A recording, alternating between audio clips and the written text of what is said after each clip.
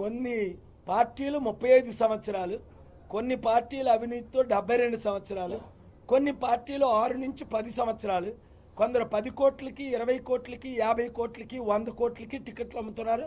అది అందరికీ తెలిసిన విషయం. మేమైతే 1 లక్ష 2 లక్షలు 5 లక్షలు 10 లక్షలు ఖర్చు పెట్టుకోగలిగే ఈ బీదలకు ఒకటే అన్నాను నేను టీవీ 9లో.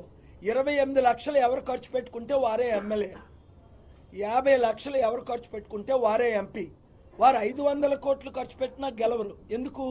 ప్రజల కోర్టు ఉంది, హెలికాప్టర్. చంద్రబాబు నాయుడు గారు రోజు తిరుగుతుంది హెలికాప్టర్, జగన్ రోజు తిరుగుతుంది హెలికాప్టర్, పవన్ రోజు తిరుగుతుంది హెలికాప్టర్. వాళ్ళే చెప్తున్నారు డైరెక్ట్గా, మా పగిలిపోయే గ్లాస్కి ఓటేయకండి, మా అవినీతి కుళ్ళిపోయిన పాడైపోయిన చూసారా. ఉండండి, నన్ను చెప్పనండి 2-3 మాటలు వాళ్ళు వైరల్ చేసుకోవడానికి.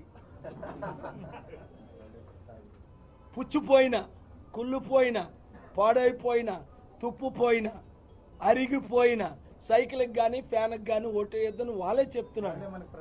చక్కగా హెలికాప్టర్కే ఓటేయండి అని ఒక్క మాట. చంద్రబాబు నాయుడు గారు, జగన్ తమ్ముడా, పవన్ తమ్ముడా, ఒక్క అవకాశం మీకు ఎందుకు? మీరేం చేయగలరు? మీరు అప్పులైనా తేగలరా? మీరు అవినీతి నిర్మూలన చేయగలరా? మీరు ఆంధ్రాని అమెరికా చేయగలరా? నిరుద్యోగులు 35 లక్షల మంది మీరు ఉద్యోగాలు ఇవ్వగలరా? 1 కోటి రైతు కుటుంబాలకు రుణమాఫీ చేయగలరా? చంద్రబాబు నాయుడు గారే టోటల్ ఫెయిల్ అయిపోయారు.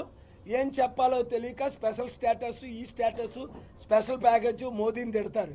బెస్ట్ ఫ్రెండ్స్ చంద్రబాబు నాయుడు గారు, మోదీ గారు 18 సంవత్సరాల నుంచి బెస్ట్ ఫ్రెండ్స్.